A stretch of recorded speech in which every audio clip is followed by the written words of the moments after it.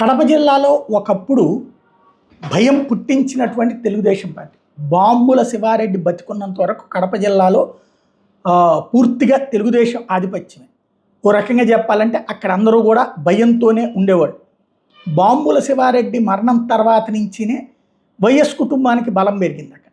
అంతకుముందు వైఎస్ కుటుంబం పులివెందులకే పరిమితం అవుతూ ఉండేది.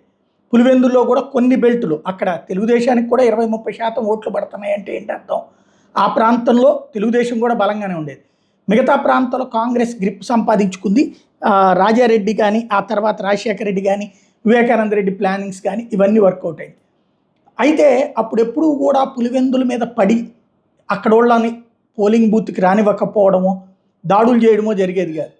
వాళ్ళే తెలుగుదేశం వాళ్ళు కాంగ్రెస్ బలంగా ఉన్నటువంటి చోట్ల ఎందుకు వాళ్ళు ఎట్లాగూ గెలుస్తారు, మనం వెళ్ళడం ఎందుకులే అనేటటువంటి రూట్లో ఉండేది. అదే తెలుగుదేశం బలంగా ఉన్నటువంటి చోట్ల వెళ్ళి ఓట్లు వేసేవాళ్ళు. అందువల్లనే 20-30% ఓట్లు వచ్చిన సందర్భాలు ఉన్నాయి అక్కడ.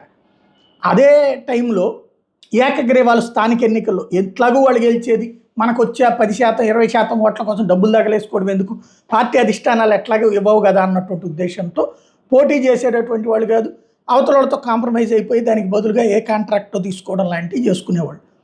ఇలా అయిపోయింది. అట్లాంటిది ఇప్పుడు వచ్చేటప్పటికి ఫస్ట్ టైం పులివెందులకి భయాన్ని రుచి చూపించారు తెలుగుదేశం నేతలు. అటు అక్కడ ఉన్నటువంటి శ్రీనివాసరెడ్డి దగ్గర నుంచి, బీటెక్ రవి దగ్గర నుంచి, ఆదినారాయణ రెడ్డి దగ్గర నుంచి, రామ్ ప్రసాద్ రెడ్డి దగ్గర నుంచి, సవిత దగ్గర నుంచి అందరూ ప్రత్యేకించి అక్కడ పాగా వేసి కూర్చుని హడావిడి చేయడానికి కారణం మేబీ తెలుగుదేశం అధిష్టానం, చంద్రబాబు నాయుడు గారు కాకుండా ఇప్పుడు లోకేష్ గారు టాక్టికల్గా లీడ్ చేస్తున్నారు కాబట్టి కుప్పంలో ఓడించినందుకు ప్రతీకారం తీర్చుకుంటున్నాం అన్నటువంటి కాన్సెప్టే మొదటి నుంచి తీసుకొచ్చారు. అందుకే వైసీపీ వాళ్ళు కూడా చాలామంది డ్రాప్ అయిపోయారు అక్కడ ఓ రకంగా చెప్పాలంటే. అదే సందర్భంలో భయాన్ని పరిచయం చేశారు. ఒక్కసారిగా ఊర్లో వదిలి పారిపోయేటటువంటి పరిస్థితి, అదే సందర్భంలో ఊళ్ళో ఉన్న పోలింగ్ బూతుల దగ్గరికి వెళ్ళలేనటువంటి పరిస్థితి. తాజాగా వైసీపీ వాళ్ళు కొంతమంది బయట్లని ప్రొజెక్ట్ చేస్తున్నారు. స్థానికంగా కొన్ని యూట్యూబ్ ఛానల్స్ ప్రొజెక్ట్ చేసినాయి.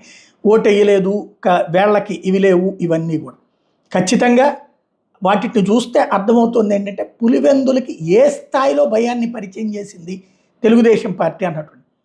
ప్రజాస్వామ్యంలో భయాన్ని పరిచయం చేస్తే అది ప్రమాదకరమే, భవిష్యత్తు మరింత ప్రమాదకరం.